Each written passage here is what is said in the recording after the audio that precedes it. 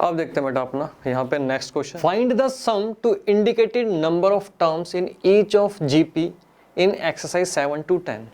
अब यहाँ पे आपसे पूछ रहा है कि भाई आपको सम निकालना है जितनी भी यहाँ पे आपको टर्म्स दी गई हैं, जैसे यहाँ पे 20th टर्म तक आपको इस जीपी का सम निकाल के बताना है। अच्छा सर, ये तो आपने अच्छे से हमें सिखाया था। तो बेटा मैंने आपको क्या बताया था कि जीपी का अगर हमें सम निकालना हो तो फॉर्मूला क्या बताया था सर? फॉर्मूला आपने बताया था Sn इज इक्वल टू ए, जल्दी बताओ बेटा, r की पावर n माइनस 1 और नीचे क्या आ जाएगा r माइनस 1। और इस फॉर्मूले का सर आपने डेरिवेशन भी करवाया था। a क्या हुआ बेटा? यहाँ पे a हुआ हमारा 0.15। r की बात करें तो यहाँ पे 2 कॉन्जिक्यूटिव टर्म का हमें क्या करना है? रेशियो निकालना है, a2 माइनस a1। तो यहाँ पे आप एक काम करिए, डेसिमल हटाओ, डेसिमल हटाओगे ऊपर 100 आ जाएगा, इसका डेसिमल हटाओगे तो 1 2 3 नीचे क्या आ जाएगा? 1000 आ जाएगा। बेटा ये 15 से 15 गया, यहाँ से ये गया, मेरे पास क्या बचेगा? 1/10। तो मैं इसको 0.1 लिख सकता हूँ। अच्छा, मेरे पास a भी आ गया, r भी आ गया। मुझे क्या निकालना है? 20 टर्म तक निकालना है, तो मुझे S20 निकालना है यहाँ पे। अच्छा, S20 निकालना है। a क्या है आपके पास? 0.1। एस ए क्या है? सॉरी बेटा, वो तो r है 0.1, a क्या है? 0.15 और r क्या है आपके पास? 0.1 की पावर 20 तक जाना है, तो 20 आ गया, -1 डिवाइडेड बाय 0.1 -1। ठीक, हमारे पास क्या आ गया यहाँ पे? आपको इसको पूरा सोल्व नहीं करना, 0.1 की पावर 20 को पूरा सोल्व आपको नहीं करके दिखाना, माइनस करोगे माइनस आ जाएगा 0.9। अच्छा, अब इसको जितना सिंप्लीफाई हो सकता है आप उतना सिंप्लीफाई इसको कर दो। इसको बेटा इसके नीचे ले आओ, इसको सोल्व कर लेते हैं एक बार हम। 0.9 इसको एक बार सोल्व कर लेते हैं, तो हमारे पास यहाँ पे क्या आएगा? इसको अगर आप कट करोगे तो आपके पास यहाँ पे 2 0 आ जाएंगे और यहाँ पे आपके पास 1 0 आ जाएगा। 0 से 0 गया, ठीक है, और 15 6 90, तो यहाँ पे आपके पास -1/6 बचेगा और अंदर हमारे पास यहाँ पे क्या है? 0.1 की पावर 20 -1। ठीक, हमारे पास ये है, मेरे पास क्या आ गया? -1/6, 0.1 की पावर 20 -1, -1 बेटा अंदर मल्टीप्लाई कर दो तो आपके पास और क्या आ जाएगा? 1/6, 1 माइनस 0.1 की पावर 20। तो बस आपको बस यहाँ तक ही सिंप्लीफाई करके दिखाना है। क्वेश्चन क्या था? वेरी सिंपल, नोट करो बेटा से जल्दी। अब बेटा देखते हैं अपना नेक्स्ट क्वेश्चन। अब इसमें अगर आपको n टर्म्स तक इसका सम निकालना है, ये भी क्या है बेटा? ये भी बहुत सिंपल है। तो फॉर्मूला क्या है? Sn इज इक्वल टू क्या सर? ये फॉर्मूला हम हर बार लिखेंगे? हाँ बेटा, हर बार आपको ये फॉर्मूला लिखना है। a क्या है? a हमारा यहाँ पे √7 है और अगर मैं यहाँ पे r की बात करूँ तो r कैसे निकलेगा? यहाँ पे a2 डिवाइडेड बाय a1, ठीक है ना, और यहाँ पे √7। अच्छा एक बात बताओ, √27 को मैं क्या लिख सकता हूँ? √3 मल्टीप्लाई √7 लिख सकते हैं? हाँ जी सर, बिल्कुल लिख सकते हैं इसको। तो यहाँ से कट जाएगा, मेरे पास r क्या है? √3 मेरे पास यहाँ पे आया। अब मुझे Sn n टर्म्स तक निकालना है, तो यहाँ पे Sn होगा। a क्या आ गया? √7 आ गया और r क्या है मेरे पास? √3 की पावर n -1, √3 -1। वैसे तो बेटा देखो, आपका सॉल्यूशन यहाँ तक हो चुका है, बट आपको जब भी ऐसा सॉल्यूशन मिले जिसमें नीचे आपका रूट में वैल्यू आ रही हो तो कोशिश करो उसको रैशनलाइज करके नीचे से रूट हटाने की। क्लियर? हाँ जी सर, बिल्कुल, रैशनलाइज तो बहुत अच्छे से हमें आता है। तो यहाँ पे हम इसको कैसे करेंगे? √7, अब यहाँ पे आपके पास आ जाएगा √3 -1 और यहाँ पे √3 -1। रैशनलाइज करोगे तो क्या आ जाएगा? रैशनलाइज में क्या होता है? नीचे माइनस का साइन है तो ऊपर प्लस का साइन आ जाएगा। √3 + 1 डिवाइडेड बाय √3 + 1। अरे सर, इतनी सिंपल बातें मत समझाया करो, इतना तो हमें आता है। अच्छा अब बताओ, इसको आगे हम सोल्व करें। √7, अब इसको इसके साथ लिख दो √7 के साथ। यहाँ पे क्या है √3 + 1 हमारे पास यहाँ पे आ गया √3 की पावर n-1। नीचे बताओ बेटा एक बार क्या आएगा। a - b a + b क्या आइडेंटिटी होती है सर? a² - b²। इतनी आइडेंटिटी तो बेटा आती होंगी 11th क्लास में। हाँ जी सर बिल्कुल आती है। तो फाइनली आपके पास क्या आ गया यहाँ पे 3 - 1 2 आ गया। तो यहाँ पे आपके पास आ गया √7 / 2 √3 + 1 और फाइनली आपके पास यहाँ पे आ गया। अच्छा √3 को मैं 1/2 लिख सकता हूँ। हाँ जी सर √3 को 1/2 लिख सकते हैं। तो √3 को 1/2 लिखूंगा तो यहाँ पे n/2 आ जाएगा ना यहाँ पे। हाँ जी सर बिल्कुल आप इसको इस तरीके से लिख सकते हो। तो बिल्कुल सिंप्लीफाई फॉर्म में हमने इसको लिख दिया। नोट करो बेटा, फिर चलते हैं नेक्स्ट क्वेश्चन पे। 9th, ये भी आपको n टर्म्स तक सम निकालना है। ये बेटा बिल्कुल सिंपल सा क्वेश्चन है आपका। तो फॉर्मूला क्या है Sn = a Rn - 1 r - 1। a क्या है सर? a हमारा 1 है। r की अगर मैं बात करूं तो a2 - a1 मतलब -a/1। तो आपके पास क्या आ जाएगा r - a आ जाएगा। n टर्म्स तक निकालना है तो हमें Sn निकालना है। a क्या है हमारे पास सर? a हमारे पास 1 है। r हमारे पास -a है -1, नीचे भी -a - 1। क्लियर? हाँ जी। अब आप एक काम करो, बोथ साइड ना ऊपर नीचे माइनस कॉमन ले लो तो आपके पास क्या आ जाएगा, ये वाला पॉजिटिव में कन्वर्ट हो जाएगा आपके पास 1 और ये माइनस हो जाएगा -a⁴n और नीचे आपके पास 1 + a आ जाएगा। ठीक, तो आपके पास यहाँ पे ये सॉल्यूशन आ गया। तो ये भी बेटा वेरी सिंपल, जल्दी नोट करो। अब देखते हैं बेटा अपना 10th क्वेश्चन। 10th क्वेश्चन भी क्या सर? 10th क्वेश्चन भी बहुत ही सिंपल है। 10th क्वेश्चन में भी सम निकालना है आपको। तो Sn a r की पावर n-1 r - 1। a क्या है सर? a है हमारे पास x³ और r क्या निकलेगा a2 / a1। ठीक है जी, x डिवाइड हो रहा है तो यहाँ पे आपके पास r क्या निकल जाएगा सर? यहाँ पे r हमारे पास निकल जाएगा, x में से 5 - 3 करोगे बेटा, डिवाइड में होता है तो पावर होती है तो क्या होती है बेटा? लेस हो जाती है। अरे सर ये बेसिक रूल क्यों बता रहे हो। चलो r हमारे पास x² आ गया तो Sn क्या आ गया हमारे पास ax³ और r हमारे पास x² है, इसकी पावर n-1 x² - 1। फाइनली आपके पास यहाँ पे क्या आ गया, अच्छा x² यहाँ पे 2n, इसको मैं लिख सकता हूँ x² को 2n और नीचे आ जाएगा मेरे पास x² - 1। ठीक है, नोट करो बेटा इसको। चलते हैं फिर नेक्स्ट क्वेश्चन पे।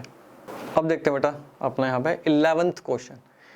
11th क्वेश्चन में क्या लिखा है? सिंपली इसने लिखा है भैया इसको इवेल्युएट करो। तो बेटा आपको ना समेशन का साइन मैंने बहुत अच्छे से बाइनोमियल थ्योरम में भी समझाया था कि अगर आपको ये समेशन का साइन दिया हो इसका मतलब क्या होता है। एक बार मैं फिर आपको समझा देता हूँ कि जैसे कि यहाँ पे आपको दिया गया k = 1, तो मैंने ये आपको क्या बताया था, ये क्या होती है? ये सर आपने बताया था कि ये होती है lower limit. Lower limit sir समझ में नहीं आया। इसका मतलब होता है स्टार्ट विद। इसका मतलब क्या होता है? Start with. सर अभी भी समझ में नहीं आया, रुको बेटा। मैंने आपको समझाया था k = 1 का मतलब हुआ कि भाई k कहाँ से स्टार्ट हो रहा है। जैसे 3 की पावर k है ना, तो k की जो वैल्यू है वो 1 से स्टार्ट होगी और कहाँ तक जाएगी सर? वो आपने बताया था हमें कि वो 11 तक जाएगी। तो जो ये लिखा हुआ है ये क्या था? ये था बेटा, ये क्या था? इसको हम बोलते थे अपर लिमिट। अपर लिमिट याद आया, बाइनोमियल थ्योरम में पढ़ा था इसको। या फिर बोल सकते हैं एंड विद, कि भाई k की वैल्यू कहाँ पे जाके एंड होगी वो हमें ये बताएगा और k की वैल्यू कहाँ स्टार्ट होगी वो नीचे बताएगा। तो ये लोअर लिमिट हुई, ये अपर लिमिट हुई। और समेशन के साइन का मीनिंग क्या था कि जितनी बार आप k की वैल्यू यहाँ पे पुट करते चले जाओगे, जो भी आपके पास टर्म आती जाएगी वो सभी टर्म्स आपको ऐड करनी है। अब एक बार सर आप करके बताओ, हमें तब समझ में आएगा। ठीक है बेटा, जैसे यहाँ पे हम लेके चलते हैं तो अगर आप यहाँ पे 2 है, अब यहाँ पे आप के की वैल्यू 1 रखो सबसे पहले, ठीक है सर 1 रखिए हमने, ये आएगा। उसके बाद फिर आप आगे चलो, आपको ऐड करना है, समेशन का साइन है, उसके बाद एक टर्म के बाद जब नेक्स्ट टर्म आ रही है आपको ऐड करना है, समेशन का मीनिंग ये होता है। अब आपको क्या रखना है, अब यहाँ पे आपको 3 की पावर क्या रखनी है, 2 रखनी है, ठीक है जी। इसके बाद अब मैं थोड़ी देर के लिए इसको मैं कुछ भी हम नाम दे देते हैं, इसको हमने नाम दे दिया कि भाई ये कुछ ए है, ठीक, हमने ए इसको नाम दे दिया। इसके बाद आगे चलते चलो, 2 प्लस 3 की पावर यहाँ पे 2 थी, अब क्या हो जाएगी 3 हो जाएगी। तो बेटा हम ऐसे ना चलते चलेंगे, और कहाँ तक हमें जाना है, हमें कहाँ तक जाना है, हमें जाना है 11 तक। के की जो वैल्यू है वो 11 तक जाएगी, बस इससे ऊपर नहीं जाएगी। यहाँ पे आ गया 3 की पावर कितनी 11, बस बेटा यहाँ तक हमें आना है। यहाँ तक क्लियर हुआ? हाँ जी सर, ये समझ में आया कि इसको लिखना कैसे है, पहले ये लिखना सीखना है। समझ में आ गया? हाँ जी सर, ये तो बहुत ईजी है। अब कह रहा है कि भैया इसको ना आप इवेल्युएट करो। अब इवेल्युएट का मीनिंग क्या हुआ, आप एक काम करो, यहाँ पे 2 कितनी बार आ रहा है, यहाँ पे हमने कितनी टर्म्स लिखी 1 2 3। अब ऐसे चलते चले जाएंगे तो हमने टर्म कितनी बार लिखी 11 बार लिखी, क्योंकि के जो है पहले 1 है 2 है और के कब तक जाएगा 11 तक जाएगा। तो टोटल नंबर ऑफ टर्म्स भी हमारी कितनी हो जाएंगी 11 हो जाएंगी। तो 2 हमारे पास कितनी बार आएगा सर 11 बार आएगा, ठीक है। तो मैं 2 यहाँ से एक अलग से लिख लेता हूँ, 2 अगर मैं लिख लूँ 11 बार आएगा तो 2 × 11 हो गया, हाँ जी। अब आप देखो आपके पास क्या बच जाएगा, 3 की पावर 1 प्लस 3 की पावर 2 प्लस 3 की पावर 3 प्लस 3 की पावर 4। हम चलते चले जाएंगे, हाँ जी सर बिल्कुल। तो एंड में हमारे पास क्या आएगा सर, यहाँ पे आएगा 3 की पावर 11। ओके, तो बेटा आप अगर आप ये देखो तो क्या ये आपको 3 की पावर 1 3 की पावर 2 3 की पावर 3, क्या ये आपको जीपी नहीं लग रही, जीपी जैसा फील नहीं दे रही? किसी भी 2 कंसेक्यूटिव टर्म्स का रेशो निकाल लो, आपको क्या मिलेगा, हमेशा सेम मिलेगा। जैसे A2 डिवाइडेड बाय A1 क्या होगा 3, तो आपको क्या मिला कॉमन रेशो 3। यहाँ पे A3 डिवाइडेड बाय A2, तो अगेन बेटा 3 में से 2 गए 1 बचा, तो यहाँ पे अगेन आपके पास 3 आया। तो ऐसे ही चलते चलोगे तो क्या है, कंसेक्यूटिव टर्म्स के बीच की रेशो हमें सेम मिल रही है। इसका मतलब ये हमें जीपी मिल गया, हाँ जी सर ये हमें जीपी मिल गया। अब इवेल्युएट करने का तरीका क्या है, यहाँ पे आपके पास 22 है, हाँ जी। तो यहाँ पे बेटा हम SN वाला फार्मूला लगा सकते हैं, हाँ जी सर बिल्कुल हम SN वाला फार्मूला लगा सकते हैं। तो इसमें आप एक बार SN वाला फार्मूला लगाओगे तो आपके पास क्या आएगा, A क्या है इसमें, A सर हमारे पास 3 है। अच्छा R मेरे पास यहाँ पे क्या आया 3² डिवाइडेड बाई 3, R हमारे पास 3 आया। और N क्या है, N क्या है सर, N हमारे पास यहाँ पे टोटल नंबर ऑफ टर्म्स कितनी है 11 है, तो N मेरे पास यहाँ पे 11 हो गया, हाँ जी। और यहाँ पे हम -1 लिख देंगे और डिवाइडेड बाय 3 -1। यहाँ तक क्लियर? हाँ जी सर बिल्कुल, यहाँ तक अच्छे से समझ में आ गया। तो फाइनली मेरे पास क्या है 3/2 और 3 की पावर 11 -1, ठीक। इसको आगे सॉल्व करके नहीं दिखाना, तो आपके पास ये सॉल्यूशन आ जाएगा। तो ये हमने इवेल्युएट किया। ये भी क्वेश्चन बेटा डिफिकल्ट नहीं था, ये समेशन का साइन था जो कि हम अच्छे से पहले बाइनोमियल में भी समझ चुके हैं। अब यहाँ पे आपको 2 अलग से निकालना है, जो रिमेनिंग नंबर बच जाएंगे वो आपकी जीपी सीरीज जीपी होगी, और उस जीपी के ऊपर आप SN वाला फार्मूला लगा दो, टोटल आपके पास यहाँ पे आ गया। तो इवेल्युएट क्या किया आपने, इसको इस वाली फॉर्म को आपने सिंप्लीफाई फॉर्म में लिख के बता दिया कि भैया इसको पूरा सोल्व करोगे तो आपके पास ये वैल्यू आएगी। ठीक, क्लियर? हाँ जी सर क्लियर, नोट करो बेटा इसे। 12th क्वेश्चन देखते हैं बेटा। 12th क्वेश्चन सबसे पहले बेटा इस क्वेश्चन में आप यहाँ पे इंपॉर्टेंट मार्क करो। क्यों सर, क्या ये क्वेश्चन टफ है? नहीं बेटा क्वेश्चन टफ नहीं है, छोटी सी बेटा इसमें ट्रिक है जो हमें यहाँ पे अप्लाई करनी है और आपको याद रखनी है। एग्जाम से पहले क्वेश्चन जरूर आपको रिवाइज करना है। सबसे पहले बेटा क्वेश्चन रीड करो, क्या बोल रहा है क्वेश्चन। ये कह रहा है भाई the sum of first 3 terms of a GP is 39/10 and their product is 1, find the common ratio and the terms. तो क्वेश्चन कह रहा है कि भाई आपको एक जीपी दी गई है, इनकी फर्स्ट 3 टर्म्स को अगर आप ऐड करोगे तो 39/10 मिलेगा, उनका प्रोडक्ट करोगे तो 1 मिलेगा। तो सबसे पहले मैं जो 3 टर्म्स हैं इनको लेट कर लेता हूँ। Let x y z be the first 3 terms of a GP, फिर जीपी, ये मैंने लेट कर लिया। अगर इन तीनों को मैं ऐड करता हूं तो मेरे पास आता है 39 बाय में 10, ठीक है, ये मेरी इक्वेशन 1 होगी, ऐसा क्वेश्चन में बोला गया है। और अगर मैं इन तीनों को मल्टीप्लाई कर दूं तो मेरे पास आएगा यहाँ पे 1, ये इक्वेशन सेकंड हो गई। अब यहाँ पे बेटा छोटी सी एक आपको ट्रिक लगानी है जियोमेट्रिक मीन की, जो कंसेप्ट मैंने आपको सिखाया था। हाँ जी सर, आपने कंसेप्ट बहुत अच्छे से सिखाया था। तो मैंने आपको क्या सिखाया, छोटी सी रिवीजन कर लेते हैं कि अगर आपके पास A1, A2, A3 ऐसे आपके पास अगर GP दिया गया है और उसमें A2 मिसिंग है तो आपको निकालना हो तो कैसे निकालोगे सर? आपने सिखाया था A2 और अंडर रूट में अगर हम A1 मल्टीप्लाई A3 कर दें तो A2 हमारे पास आ जाएगा। ठीक है बेटा, यही कंसेप्ट था जियोमेट्रिक मीन का। हाँ जी सर, यही कंसेप्ट था जियोमेट्रिक मीन का। तो बेटा यही एक ट्रिक है इस क्वेश्चन को सोल्व करने की जो आपको याद रखनी है। अब आप क्या कर सकते हो बेटा, ये आप यहाँ अप्लाई कर सकते हो। यहाँ पे A2 के प्लेस पे y है, A1 के प्लेस पे x, A3 के प्लेस पे z, तो y निकाल सकते हो। हाँ जी सर बिल्कुल। अब y के लिए अगर हमें लगाना हो जियोमेट्रिक मीन तो कैसे लगाओगे, यहाँ पे x multiply z, both side square कर दो तो आपके पास क्या आ जाएगा, y square is equal to x multiply z. यहाँ पे x की वैल्यू निकाल लो। सर ऐसा क्यों बेटा, अभी देखो आपको समझ में आएगा। अब आप एक काम करो, इस x की वैल्यू को इक्वेशन सेकंड में पुट कर दो, देखो क्या मिलता है आपको। put the value of x in equation second.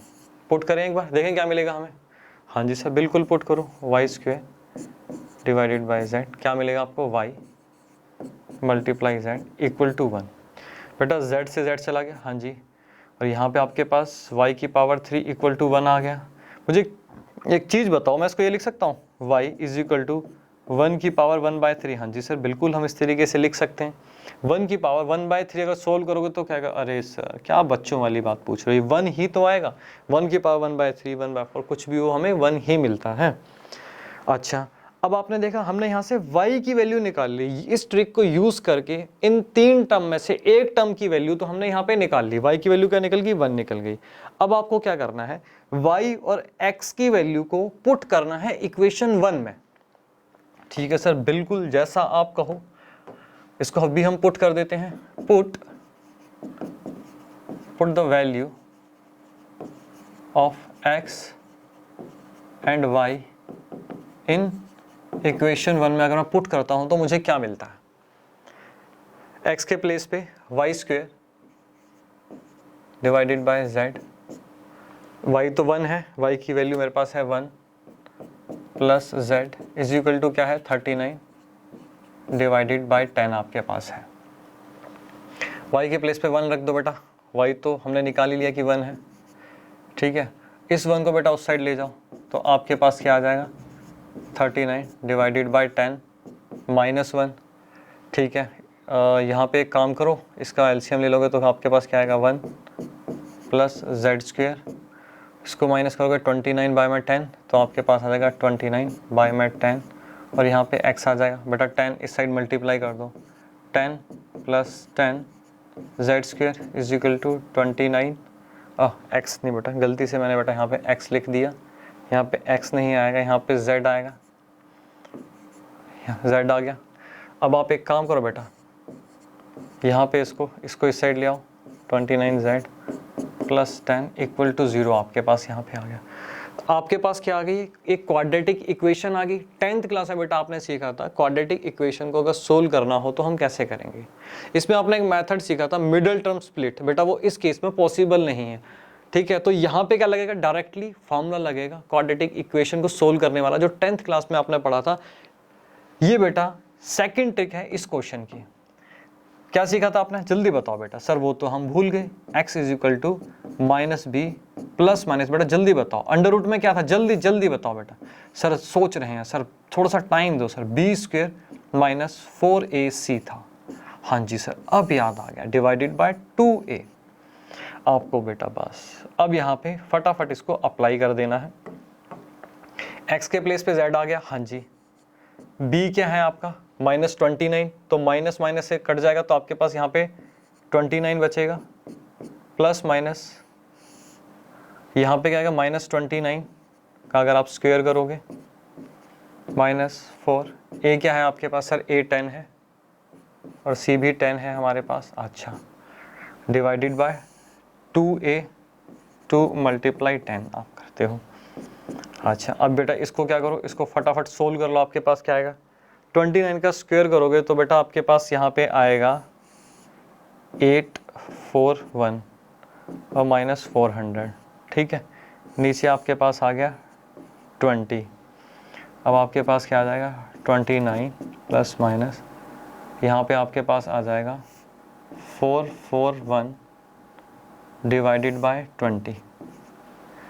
अब आप इसको सोल्व करोगे, थोड़ा सा इसको लिख देते हैं बेटा, क्लियर दिख नहीं रहा है। यहाँ पे मैंने क्या लिखा है 29 प्लस माइनस अंडर रूट में 441 डिवाइडेड बाय 20। बेटा इसको अगर आप सोल्व करते हो तो आपको क्या मिलेगा 29 प्लस माइनस यहाँ पे 441 का बेटा क्या करोगे 21 करते हो तो आपको ये मिलता है, हाँ जी सर बिल्कुल मिलता है। तो यहाँ पे आपके पास दो वैल्यूज़ आ जाएंगी, यहाँ पे आपके पास दो वैल्यूज़ आ जाएंगी, z की दो वैल्यूज़ आ जाएंगी। हम बोल सकते हैं एक बार हम यहाँ पे ले लेंगे 29 प्लस 21 डिवाइडेड बाय 20 और एक बार हमारे पास आ जाएगी 29 माइनस 21 डिवाइडेड बाय 20। तो बेटा सोल्व करो, यहाँ पे आपके पास क्या आ गया, यहाँ पे आपके पास आ गया 50 डिवाइडेड बाय 20, तो यहाँ पे आपके पास आ गया 5/2 और यहाँ पे अगर हम देखें तो यहाँ पे हमारे पास क्या आ जाएगा बेटा, यहाँ पे हमारे पास आ जाएगा 8 डिवाइडेड बाय 20 आ गया है ना। तो यहाँ पे 2 चौके 8, अरे यार यहाँ पे हम क्या करेंगे सीधा सीधा 4 दूनी 8 और यहाँ पे 4 पंजे 20, तो यहाँ पे भी आपको 2/5 मिल गया। क्लियर, तो z की मेरे पास दो वैल्यूज आ गई, यहाँ तक क्लियर, हाँ जी सर यहाँ तक बिल्कुल अच्छे से क्लियर। तो बेटा सेकंड ट्रिक ये थी, ये आपको ना यहाँ पे लिख लेना है, ठीक है, जब भी आप नोटबुक में बनाओ तो लिख लिया करो कि भाई ये क्या है, ये सेकंड ट्रिक है, ये सेकंड ट्रिक है इस क्वेश्चन को सोल्व करने की।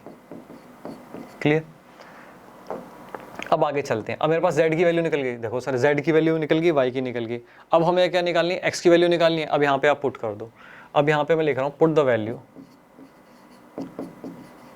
Value of z in equation second में पुट कर दो। एक बार हम क्या करेंगे, यहाँ पे z की वैल्यू 5/2 पुट करेंगे और एक बार हम z की वैल्यू 2/5 पुट करेंगे, तो हमारे पास क्या आएगा, x की वैल्यू 5/2 पुट करी, सॉरी यहाँ पे x की वैल्यू हमें निकालनी है, z की वैल्यू हमने यहाँ पे, y क्या था सर, y तो हमारे पास 1 था और यहाँ पे z की वैल्यू 5/2 पुट करी, इक्वल टू में 1 है हमारे पास, तो हमारे पास x की वैल्यू क्या आ गई 2/5 आ गई।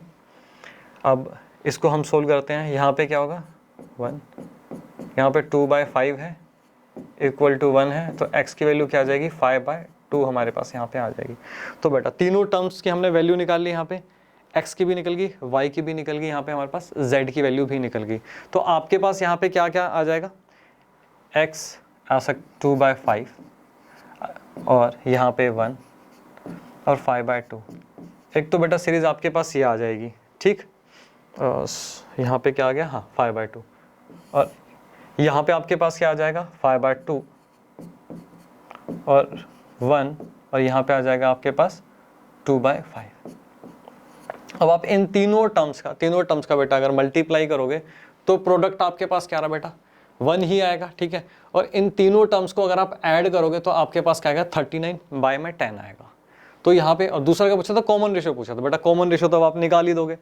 कॉमन रेशो कैसे निकलेगी, दो टर्म्स के बीच का रेशो निकाल दो।